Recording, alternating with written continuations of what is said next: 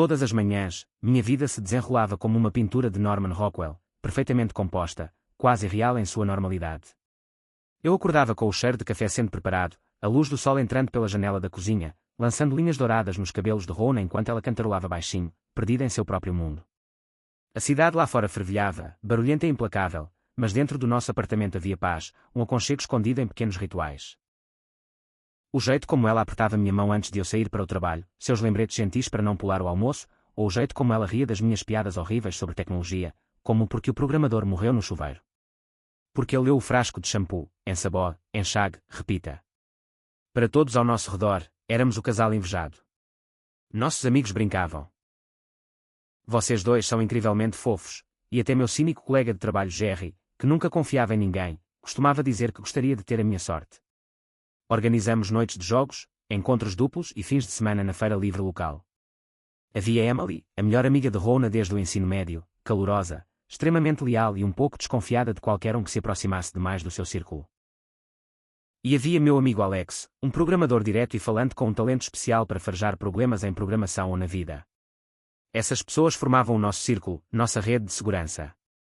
Mas nada que é dourado pode permanecer. Por trás daqueles momentos perfeitos, havia um silêncio que eu nunca entendi completamente. Havia raras noites em que Rona parecia distante, perdida em memórias ou pensamentos que não compartilhava.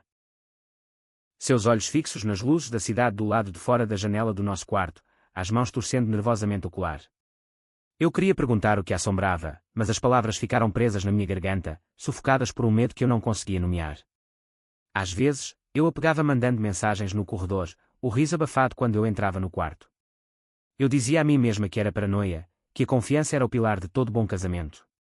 Afinal, não foi isso que prometemos. Conversávamos sobre o futuro, filhos, talvez uma casa maior, sonhos de trilhas pelo Pacífico Noroeste. Aos domingos, íamos juntos à igreja, de mãos dadas. Parecíamos invencíveis por fora, uma tempestade perfeita de devoção e sonhos compartilhados. Nossos amigos nos invejavam, nossos pais colocavam nossas fotos na lareira e estranhos nos diziam como éramos sortudos. Mas, por baixo dos aplausos, meu coração sussurrava dúvidas. Momentos se esgueiravam. Discussões silenciosas por nada, risos que não chegavam aos seus olhos, uma muralha de evasão gentil que eu não conseguia romper, por mais que tentasse. Havia momentos, em jantares de família, em que a mãe de Rona, uma solista estoica, me olhava como se suspeitasse que algo estava sempre faltando, com perguntas afiadas e educadas. Vocês estão mesmo felizes, querida? Ela perguntava a Rona, e eu me perguntava se minha esposa alguma vez duvidara da felicidade à qual eu me apegava tão desesperadamente. Mesmo assim, eu a amava. Eu acreditava nela. Construí minha vida em torno da certeza de que amor, respeito e lealdade sempre seriam suficientes. Mas ninguém lhe conta que algumas tempestades começam com ventos suaves, um frio quase imperceptível que sinaliza a ruína que está por vir. Naqueles últimos meses, antes de tudo desmoronar, comecei a me perder nas rachaduras. Será que eu estava fazendo o suficiente para mantê-la feliz? Será que o sorriso dela estava mudando ou seria minha própria paranoia criando sombras fantasmagóricas no corredor? Enterrei minhas dúvidas com sessões de trabalho até altas horas da noite, projetos paralelos e presentes exagerados. Eu dizia a mim mesma que todo casamento tinha preocupações não ditas, que as noites tranquilas de Rona eram apenas uma fase, que o amor curaria os silêncios. Mas quanto mais eu tentava manter nosso mundo unido, mais invisíveis as fissuras se tornavam. Eu não fazia ideia de que a verdadeira história do nosso casamento estava se desenrolando em segredos e meias-verdades além da minha visão. Olhando para trás, talvez alguém como Alex tenha percebido. Talvez até Emily tenha percebido as mudanças de humor de Rona. Mas quando você está no meio de um sonho, você faz de tudo para não acordar. Éramos a imagem da felicidade, até o dia em que alguém riscou um fósforo e toda a ilusão que eu nutria queimou na minha frente. E com isso, convido você a me seguir enquanto os alicerces do meu mundo perfeito começam a tremer. O que você faria se sentisse que algo estava escapando do seu alcance, mas você não conseguia nomeá-lo? Os sinais estão chegando. As rachaduras estão se alargando. Fique comigo. O coração humano tem uma maneira de saber muito antes que a mente esteja disposta a ouvir. Começou do nada, uma mensagem perdida aqui, uma explicação apressada ali. Certa noite, cheguei em casa e encontrei Rona parada no corredor, agarrada ao celular. Seu rosto se transformou com um lampejo de preocupação antes de ela encostar a tela no peito e sorrir, só a Emily sendo dramática de novo, deu de ombros, ignorando a situação. Mas meu estômago se revirou. Emily era franca, sim, mas nunca grudenta. A risada que se seguiu foi muito contida, muito ensaiada. Os dias se misturavam, mas as menores mudanças eram monumentais. Como Rowena, que costumava deixar o celular no balcão da cozinha, agora o mantinha colado ao lado do corpo, tela abaixada, notificações no silencioso. Quando eu entrava em um cômodo, às vezes seu polegar subia rapidamente, travando a tela no meio da rolagem. Ela começou a trabalhar até tarde, reivindicando prazos na livraria, embora eu não tenha visto aumento de salário nem novos horários na geladeira. Seu perfume estava diferente, mais forte, doce demais, e permanecia mesmo quando ela voltava bem depois do anoitecer. Discuti comigo mesmo. Não seja ridículo, Ralph, Jerry rosnou na noite de póquer de sexta-feira, quando mencionei discretamente os novos hábitos de Rowena. Ela provavelmente só precisa de espaço. Mulheres são complicadas. Mas Alex trocou um olhar comigo, sua intuição rápida aguçada. Confie no seu instinto, cara. Nada é, só diferente, sem motivo, ele sussurrou por cima das cartas. Até a Emily se tornou estranhamente distante, aparecendo cada vez menos na nossa casa. Uma noite, depois do jantar, ela me encurralou na pia, em voz baixa. Vocês dois estão bem? Perguntou ela, os olhos passando de Rowena, rindo na sala, para mim. Forcei um sorriso. Claro, menti. Emily hesitou por um instante, como se quisesse dizer mais, e depois desistiu. A dúvida começou a me consumir, invadindo meus sonhos e envenenando minhas horas de vigília. Eu revivia cada momento, seus olhos, suas mãos, o jeito como ela respondia ao meu como foi seu dia, com histórias prontas que pareciam nunca mudar. Houve o sábado em que ela saiu para yoga com colegas de trabalho. Mas voltou com o cabelo despenteado, as bochechas curadas e um copo do Starbucks com um nome que eu não reconheci. Quando a alcancei, ela se afastou, ocupando-se com a roupa lavada. Minha mente girava, será que eu estava sendo controladora demais? Desconfiada demais? Ou havia algo realmente errado? Tornei-me uma colecionadora de pistas, recibos enterrados no lixo, viagens de Uber inexplicáveis, mensagens de texto perdidas com emojis enigmáticos que eu nunca tinha visto dela antes. Cada pedaço corroía minha sanidade, mas cada vez que eu criava coragem para perguntar, as respostas de Rowena eram gentis, plausíveis, indiferentes, uma aula magistral de como se esquivar com calma. O trauma, descobri, nem sempre era a traição em si, mas a lenta erosão da certeza, 1000 recortes de dúvida que nunca sangravam o suficiente para matar, mas nunca cicatrizavam completamente. À noite, eu ficava acordada, ouvindo a respiração de Rowena, tão regular, tão inocente. Gostaria de poder acreditar que era apenas minha imaginação. Mas uma escuridão se acumulava em meu peito. E, no entanto, não a confrontei. Não naquele momento. Como tantos outros, agarrei-me à esperança, desesperada para que o meu antigo mundo fosse real. Tentei dizer a mim mesma que o casamento era uma questão de confiança, que questionar sem provas era uma traição à minha própria identidade. Mas, lá no fundo, eu sentia. O chão se movendo, as fissuras crescendo, os alicerces da minha vida se estilhaçando em silêncio. Comecei a escrever um diário, anotando cada detalhe estranho, as mudanças dela, meus medos, aqueles momentos incômodos em que o amor dela parecia um pouco fora de alcance. Há uma espécie de loucura em amar alguém tanto que você perdoa qualquer sinal de alerta, apenas para se apegar ao que você já teve. E ainda assim, a cada chamada não atendida, a cada sorriso distante, a cada noite sozinha no sofá enquanto Rowena alegava estar colocando o papo em dia com velhos amigos, eu me vi me tornando a pessoa que nunca quis ser, paranoica. Desconfiada. Medonha. Gostaria de poder dizer que descobri a verdade com uma única e devastadora revelação. Mas, na realidade, foi o lento gotejar da confusão, da negação e da tristeza. Uma tempestade que se acumulou ao longo de semanas, depois meses, até que até as partes mais fortes de mim começaram a se romper. Se você já duvidou de si mesmo por questionar a pessoa que ama, saiba que não está sozinho. Eu me perdi nessas dúvidas antes mesmo de perder Rowena. O cenário estava montado. As paredes estavam se fechando. Bastou uma pequena faísca para tudo pegar fogo. Há momentos na vida em que o tempo não apenas desacelera, mas também para, prendendo você em um pesadelo do qual você não consegue acordar. Aconteceu numa noite como qualquer outra. O apartamento estava inundado pelo brilho das luzes de Natal, o ar carregado de canela e esperança. Rowena tinha acabado de me dar a senha do Snapchat dela como presente de Natal, como só alguém totalmente devoto faria. Pode verificar quando quiser, Ralph. Quero que saiba que não tenho nada a esconder. Ela deu aquele sorriso doce e despreocupado, aquele que eu havia memorizado, aquele em que eu queria desesperadamente acreditar. Por um breve momento, quase me senti tolo por duvidar dela. Mas descobri que a verdadeira confiança não nasce de grandes gestos, ela é destruída por pequenas e assustadoras inconsistências.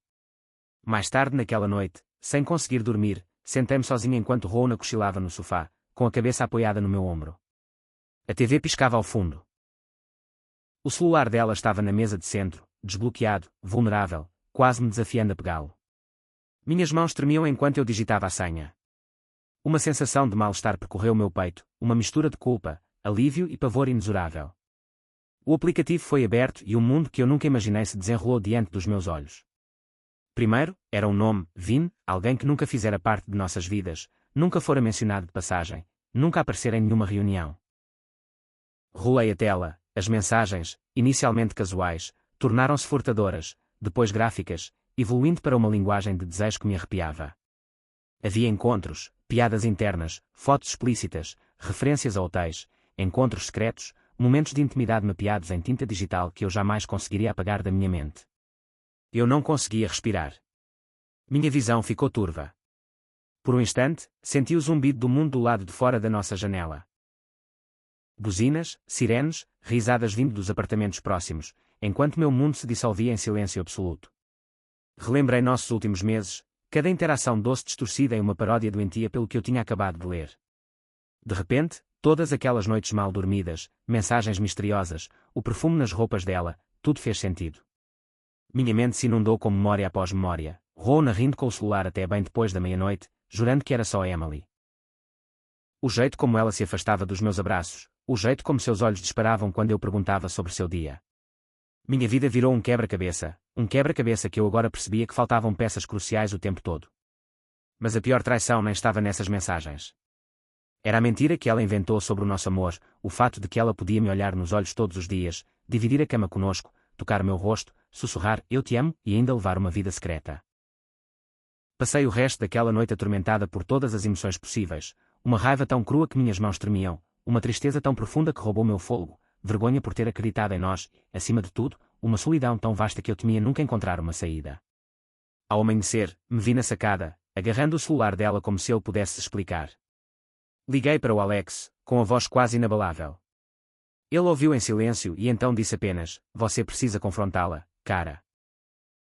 Você merece a verdade, mesmo que isso te destrua."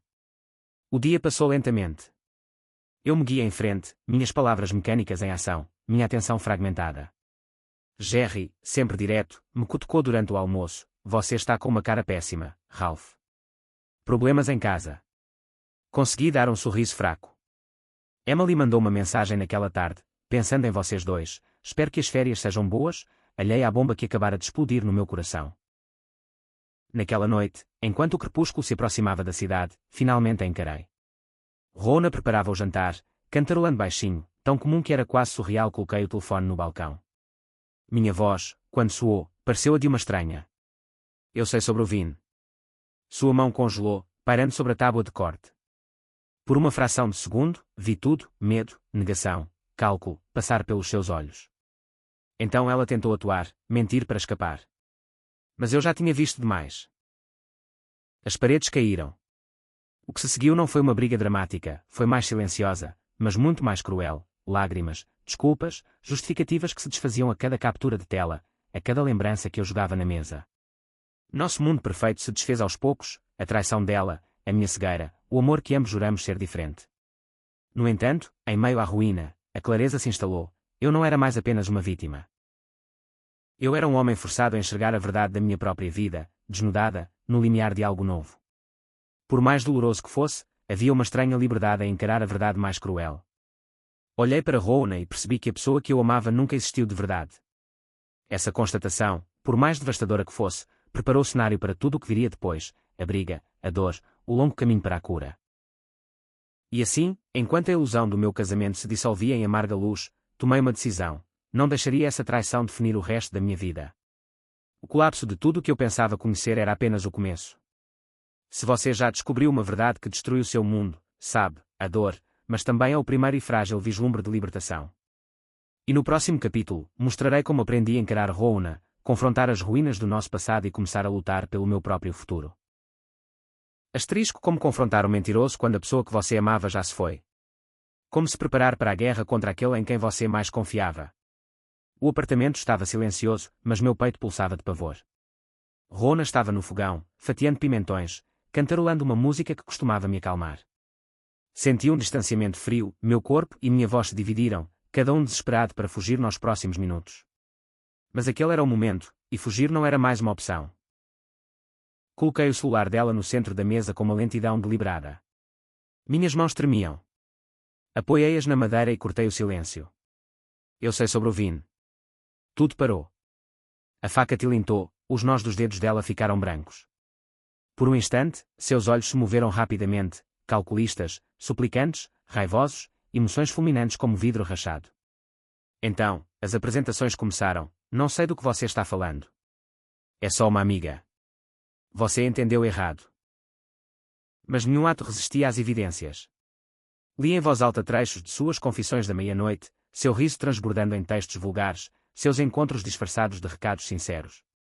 As palavras queimavam o ar entre nós. Ela se encolheu, primeiro em negação, depois em desafio.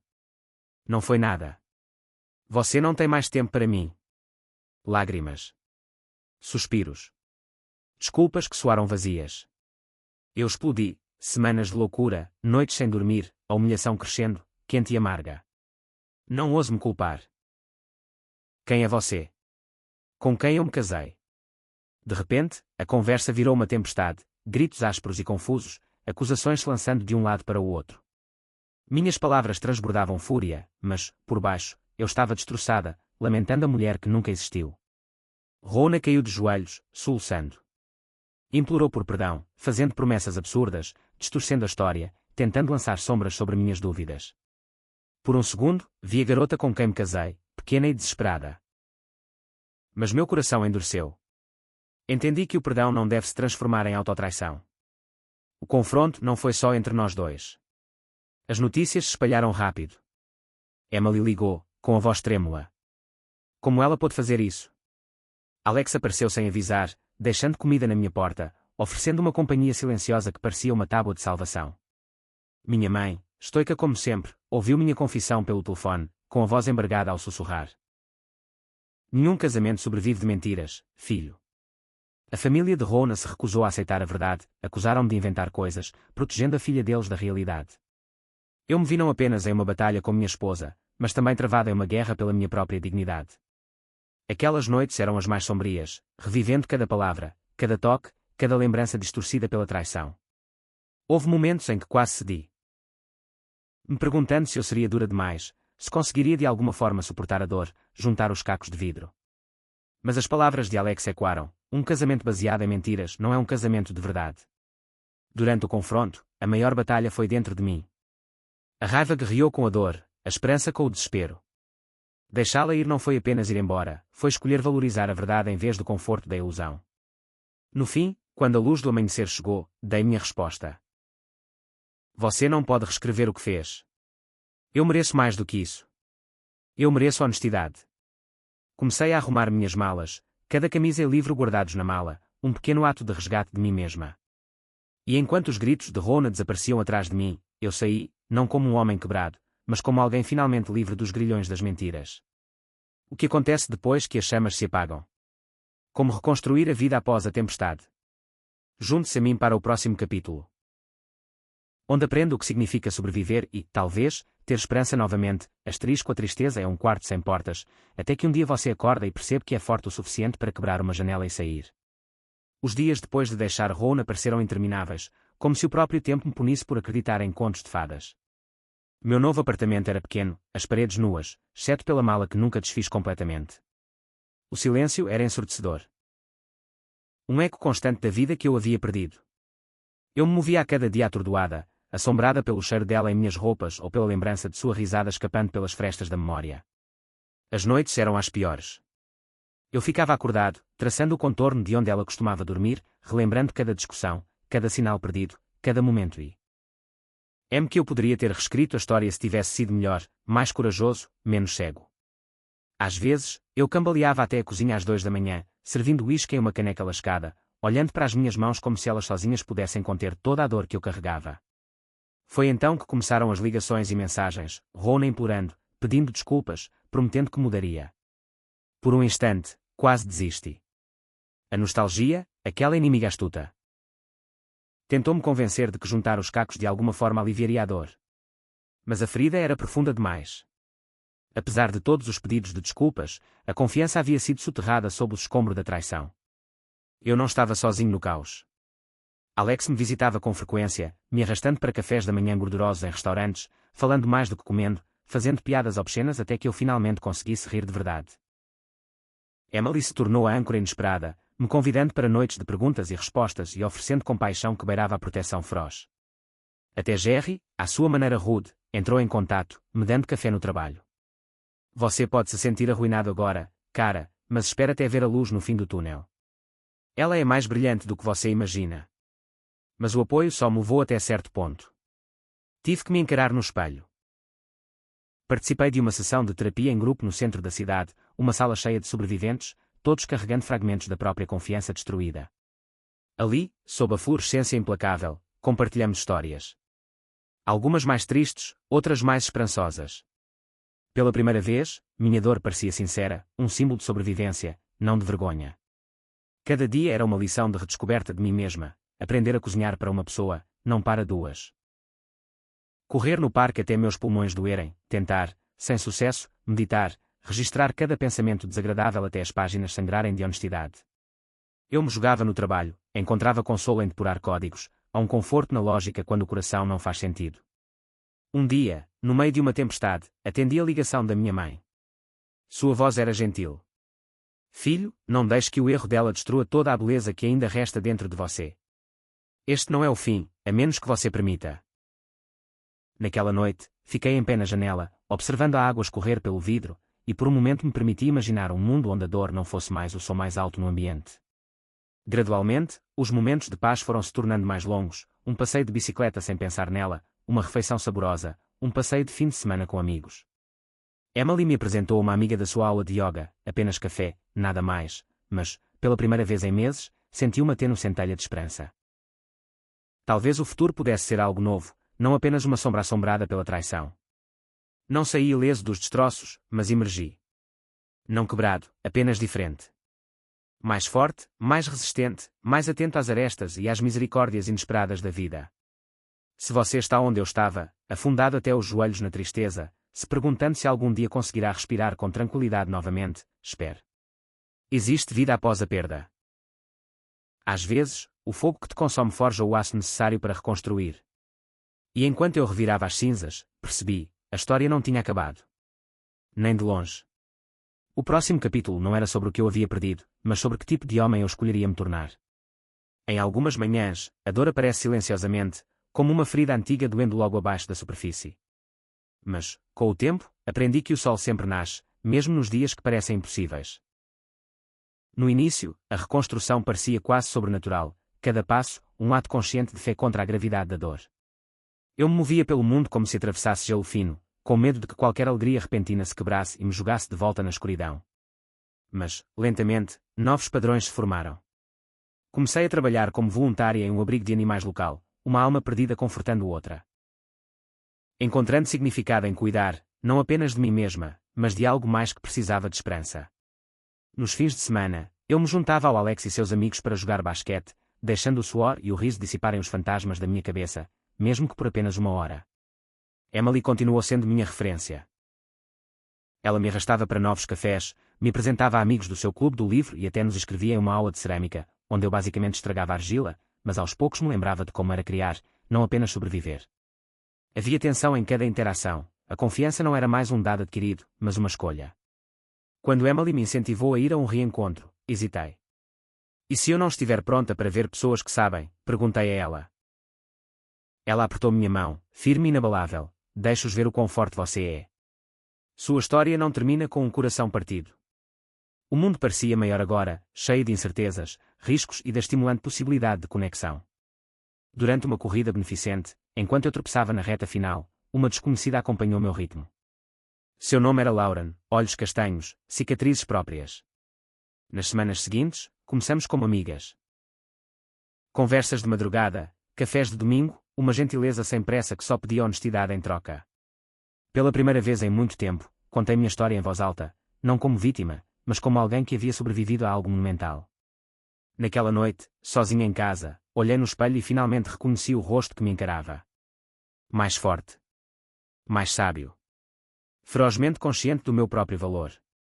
Percebi. Amar não é mais se perder no outro, mas sim ressurgir das próprias cinzas com compaixão, por si mesmo e pelo mundo.